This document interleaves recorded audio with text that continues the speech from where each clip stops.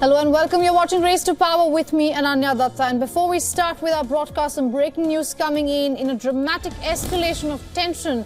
India is withdrawing its High Commissioner and key diplomats from Canada. India says it has no faith in the current Canadian government's commitment to ensure their security. In a highly aggravating move, Canada has named the Indian High Commissioner and other diplomats as quote-unquote persons of interest in a murder investigation. New Delhi slamming Ottawa's investigation into the murder of a Sikh separatist leader, Hardeep Singh Nijjar. He was designated as a terrorist by India back in 2020, and the diplomatic standoff intensifies as India vehemently rejects Canada's allegations of the Indian government's involvement in the killing on Canadian soil. India's foreign ministry has summoned the Canadian charge d'affaires to deliver a scathing rebuke to what it deems as politically motivated witch hunt. Canada claims it has irrefutable evidence linking Indian government agents to the murder of a Canadian citizen.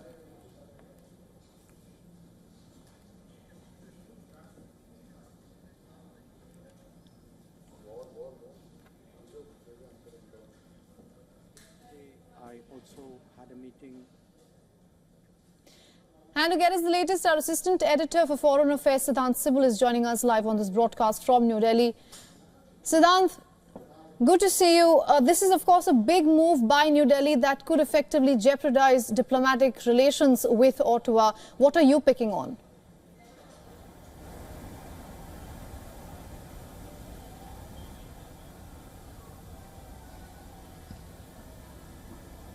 Well, this is a significant development. I've seen many diplomatic developments, but this is really unprecedented. India not only recalling its ambassador from Canada, but essentially sending a strong message to the Trudeau government over they playing vote bank politics. Now, let me first tell you where I'm standing. I'm standing just in front of India's Ministry of External Affairs. This is the place where the Canadian top diplomat was summoned a short while ago, and essentially this is the place where the top diplomat was handed over that strongly worded demarche. And of course, thereafter we saw when he came out, he spoke to the media as well and reiterated, of course, what the Canadian government has been saying, alleging Indian hand when it comes to the Nijjar killing. But essentially thereafter we saw that strongly worded statement where India announced that it is recalling its High Commissioner. I do expect that there could be a strong response by the Canadian government as well. It is past 8 p.m. here in India, but remember, it's just daytime. The day has just started in Ottawa, and it could be a pretty long day. We know that tensions have been simmering for some time now, especially since the Canadian Prime Minister last year stood up in the Canadian Parliament and said that India is involved in the killing, but he hadn't provided any evidence since then.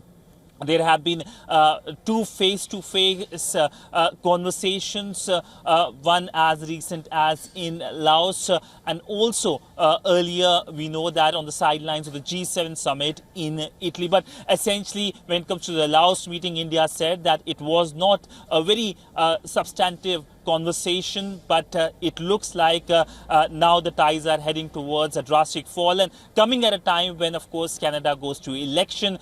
We know election happens in the country next year, but it looks like the Trudeau government is pandering to the vote bank politics in the country.